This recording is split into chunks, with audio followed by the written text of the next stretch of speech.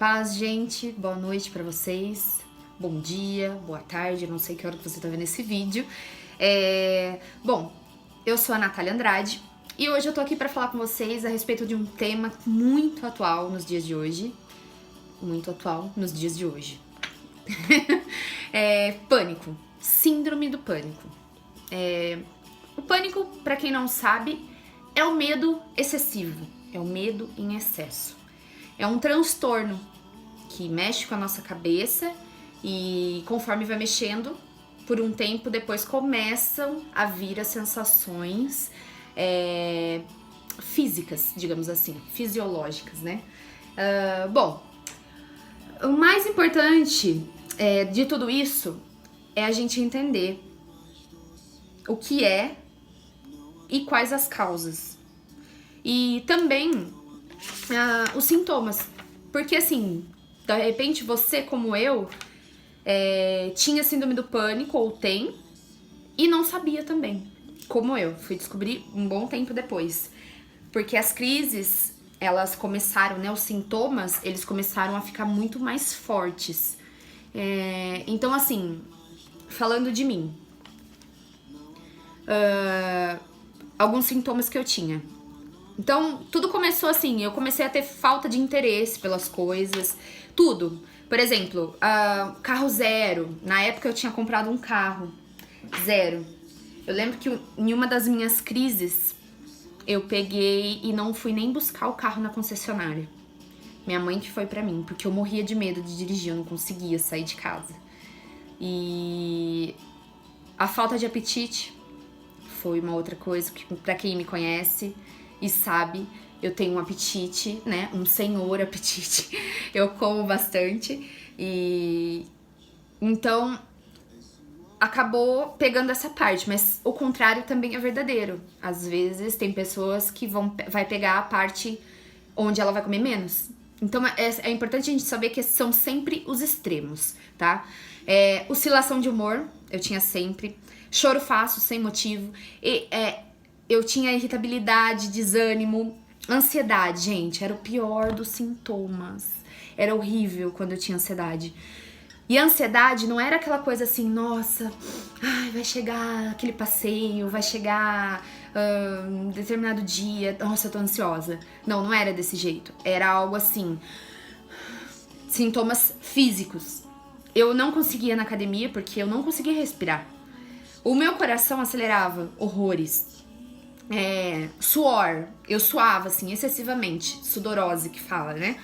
E eu suava, e aquilo me subia assim, era horrível. E as crises normalmente duravam uns 30 minutos. No começo, eu tinha algumas crises pequenas. Uma crise, depois um dia, passava alguns dias, aí eu tinha outra crise, só que eu não sabia. Eu lembro que eu fazia aula dos bodies, né? Body pump, body step, power jump. E a aula era sempre de 1 hora. E normalmente ficava escura a sala, porque apagava-se as luzes, aí ligava aquelas luzes mais tipo, sei lá, tipo balada assim, né? Aquelas músicas mais muitas vezes rock, né?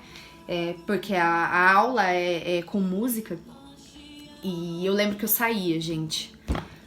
Eu saía, tipo, no meio da aula.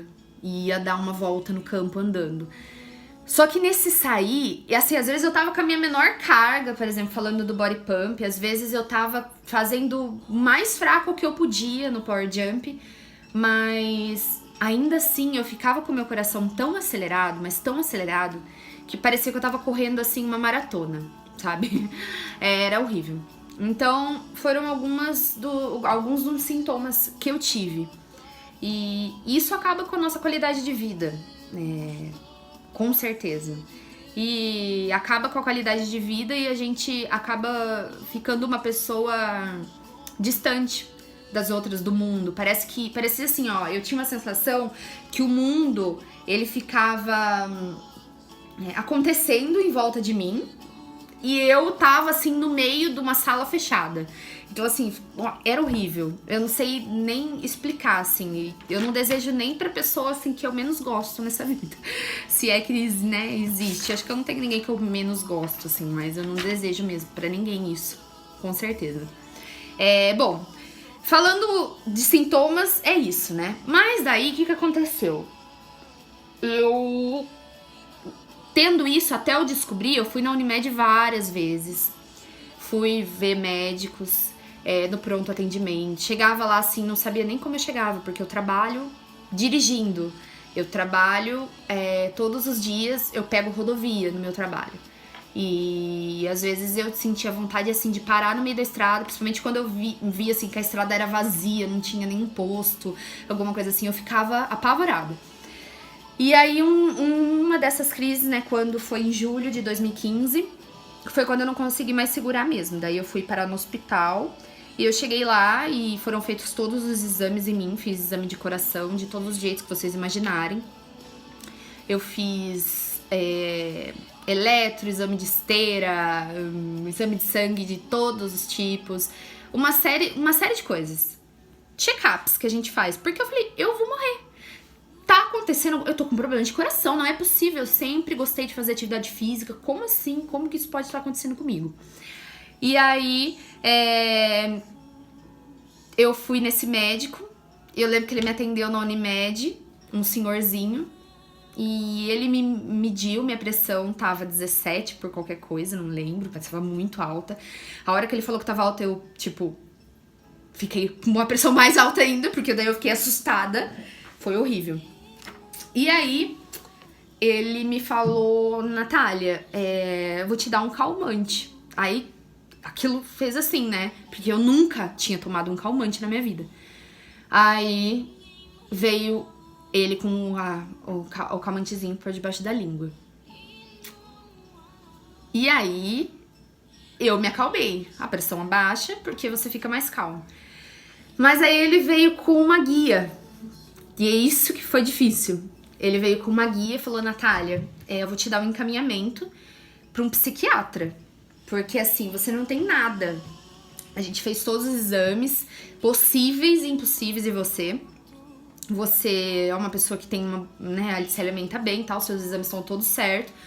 Mas eu vou precisar te encaminhar para um psiquiatra. Eu falei, psiquiatra? Ele falou, você tá com ansiedade, né? Uma ansiedade muito excessiva. Ele não quis me assustar nada, falando de pânico. Mas é uma ansiedade muito excessiva e a ansiedade faz com que a sua frequência aumente e a sua pressão, por consequência, como se você estivesse fazendo uma atividade física. Aí, beleza. Eu andei com essa guia do psiquiatra na minha bolsa por uma semana. E tendo crises, tá? Indo no hospital, indo na Unimed, tomando calmante. E fiquei assim, uma semana.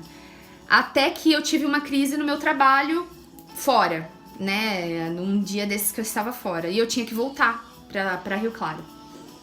E eu lembro que me trouxeram de volta de carro. Me levaram na Unimed lá primeiro, me deram um sossega-leão, digamos assim. E aí eu voltei. Então, na hora que eu tava no carro, assim, eu vim, dormindo praticamente, né? Porque me doparam. E eu cheguei em casa, minha mãe falou assim que era frescura, meu pai, vai trabalhar, menina. E eu lembro que eu tinha um amigo eu tenho um amigo muito importante na minha vida, que é o Jorge, e ele me ajudou bastante, ele é da empresa. E o Jorge conversou com a minha mãe, falou que ele já tinha, né, havia tido isso, e que isso era muito normal, e que era pra eu procurar, sim, o psiquiatra. E a assistente social da empresa que marcou o meu psiquiatra pra ser mais rápido, porque senão só tinha daqui um mês. Gente, vocês não imaginam quanta gente doida nesse mundo. Porque assim, eu fiquei impressionada que eu achava que era só eu que tinha. E aí eu cheguei no psiquiatra na próxima semana, quando foi marcado. E pro meu susto, né, tinham vários jovens. A maioria das pessoas eram jovens. Eu não vou falar um número aqui, mas não era tudo isso. Mas, por exemplo, era de 10, eram 9 jovens e um adulto, assim, uma pessoa mais velha. Então, assim, era algo que eu vi que era comum, né? Então, o que foi o que me deu mais força pra poder procurar uma ajuda. E aí eu comecei a tomar um remédio. Inclusive, eu tomo essa medicação até hoje, porque é um tratamento bem longo. É difícil a gente desmamar, porque a gente imagina, assim, que vai sentir isso de novo, né? E Deus nunca disse pra gente que não é pra gente tomar remédio, tá, irmãos? Então, assim, se você tiver que tratar, né, Deus com certeza nos ajuda, mas a gente também, às vezes, tem que entrar com um remédio. Isso não é falta de fé, não é nada disso. A gente tem que reconhecer também que a gente é fraco e o físico da gente precisa dessas químicas, às vezes, né, pra poder sarar. E eu comecei a tomar o remédio. Ele não é um calmante, não era nada assim, tanto é que ele me deu alguns calmantes, eu nunca comprei, porque eu falei, eu não vou precisar disso, vou começar a me controlar. E aí eu comecei a tomar esse remédio, ele não era um remédio que deixava, tipo, dopado, sabe? Então ele não era calmante, né? Então aí ficava mais fácil pra eu assumir, digamos assim. E eu consigo levar minha vida normal também, não tenho nenhum problema. Não fico com sono, como eu disse, eu trabalho dirigindo, eu nem poderia, né, ficar com sono. Então, por isso que eu também abri mão dos calmantes. Perdão que eu esqueço as palavras às vezes. Bom, então é isso. É um pouquinho da minha história, mas fora isso, a gente precisou também, né, eu precisei procurar um psicólogo. Por quê? O remédio, ele vai tratar os sintomas. Então, eu trato sintomas, acabou os sintomas. Porém, se amanhã depois eu acabar de tomar o remédio, parar, né, de tomar o remédio diminuindo e tudo mais, outra coisa que não se pode fazer nunca, em hipótese alguma, eu sempre ouço as pessoas falando isso. Parei de tomar o remédio e voltou pior. Sim, nunca pare de tomar uma medicação, principalmente essas medicações controladas. Porque o seu organismo, ele tá com uma dosagem. Há muito tempo desse remédio. Se você tirar de repente, é como se você tirasse, por exemplo, assim, o chão da pessoa, né? Ela cai, uma cadeira, sei lá, qualquer coisa assim. É mais ou menos isso. Então a queda é muito forte. E o transtorno volta pior. Então nunca pare. Sempre consulte seu médico quando for parar, ou começar a parar, desmamar, né? Como a gente fala. Que ele faz como ele tá fazendo comigo. Ele vai tirando aos poucos. Se eu tomava 50 miligramas, eu passo a tomar 25, depois passo a tomar 15, depois 10. Eu comecei com 10 miligramas, depois fui indo pra 50 e agora já tô diminuindo. Então é mais ou menos isso, pra gente poder. Mas as causas têm que ser tratadas com psicólogo ou um terapeuta, como vocês quiserem chamar. Mas uma pessoa que vai descobrir o porquê que tá acontecendo isso com você. Porque o pânico, a ansiedade, são traços, né, de pessoas que têm um pensamento muito acelerado. Eu tô fazendo um curso, inclusive, a respeito de uma síndrome também que me encontraram agora, que chama Síndrome do Pensamento Acelerado. Então, assim, aquelas pessoas que são muito rápidas, vocês podem perceber, assim, o meu jeito de falar. Então, eu sou muito rápida, muito dinâmica, e às vezes isso é ruim também. Em excesso. Tudo em excesso, gente. A gente busca... Sempre nessa vida tem que buscar o equilíbrio, porque o desequilíbrio é o que causa essas doenças, esses transtornos modernos aí de hoje em dia, né? Bom, então, tratando a causa no psicólogo, aí eu consigo juntar as duas coisas e, né, não só medicação e não só psicólogo. De verdade, se eu puder dar um conselho pra alguém, eu não sou nenhuma profissional sobre isso, mas se eu puder dar um conselho pra alguém, é sobre... você procurar um psicólogo, mas não ficar só nele. Eu comecei com remédio antes, depois fui no psicólogo. E também, antes eu ia num terapeuta, antes de tomar remédio eu ia no terapeuta, mas ele não era muito bom pra mim, não foi muito bom por um tempo. E depois, aliás, ele foi bom por um tempo, e depois já não resolveu mais o meu problema. Aí eu comecei a tomar o remédio e fui em outro psicólogo, e fiquei com esse psicólogo 2 anos. Depois eu mudei de novo, então assim... Eu aconselho você fazer terapia forever, and ever, porque assim, é muito bom terapia. Mas eu não tenho problema, eu tenho vergonha de contar e não sei o que. Não, você vai lá contar a sua semana como se fosse o seu amigo. E muita gente não precisa nem ir toda semana. Às vezes, se o paciente não tiver tão sério, tão grave, às vezes é de 15 em 15 dias. Tudo vai depender do seu terapeuta. Mas procure, não fique sem. Porque isso são as causas. E agora, no próximo vídeo, eu quero falar com vocês a respeito de outras causas, né? O que traz o pânico para nossa vida, né? O que acontece. Então, esse vídeo de hoje foi só pra gente começar a dar uma introdução, né, de como foi o pânico, como eu comecei a passar pelo pânico. E daí no próximo vídeo eu vou usar alguns exemplos, né, de causas que tem o pânico. E também eu vou falar um pouco da palavra de Deus, do que me ajudou, tá? Eu vou dar alguns exemplos de livros que me ajudaram também bastante.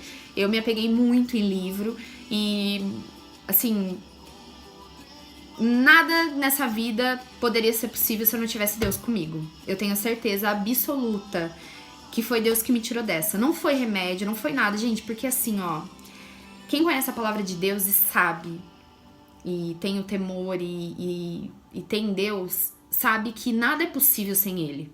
A gente não pode nada sem Ele.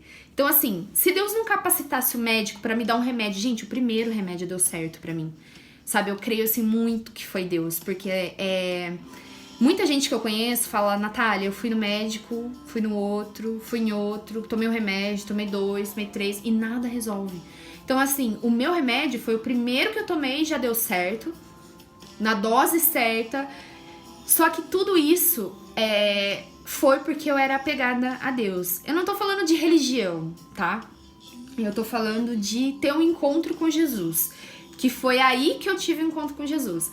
Até essa semana eu tive assistindo um vídeo do pastor Lucinho que falava sobre sinais que você teve um encontro com Deus. E o Lucinho falava nesse vídeo que um dos sinais que você teve encontro com Deus é que você lembra quando você se converteu a Ele, quando você aceitou Ele como seu Senhor e Salvador.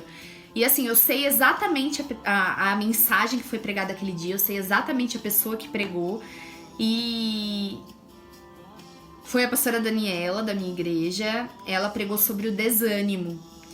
E eu lembro que aquele culto daquela noite foi em agosto, né, de 2015. Eu lembro que aquele culto daquela noite, ela falou sobre o desânimo, e eu lembro que cantou aquela música que meu amigo Giel gosta muito. Era sobre Aguenta Firme. Chama Aguenta Firme, né, da Ludmilla Ferber.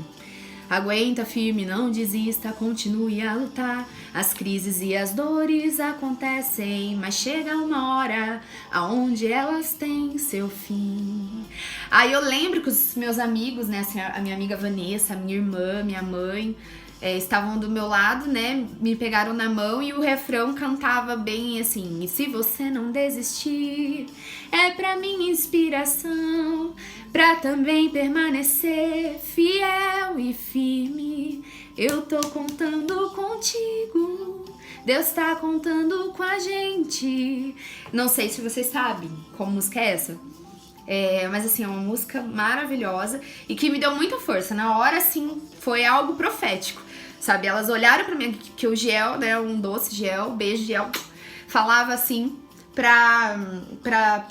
pro pessoal, né, pra igreja: dê a mão pro seu irmão e cante olhando pra ele. Gente, não tinha como não chorar, era algo, assim, tremendo. Então aquela noite o culto já começou assim, né, Deus já começou a falar comigo desde o louvor.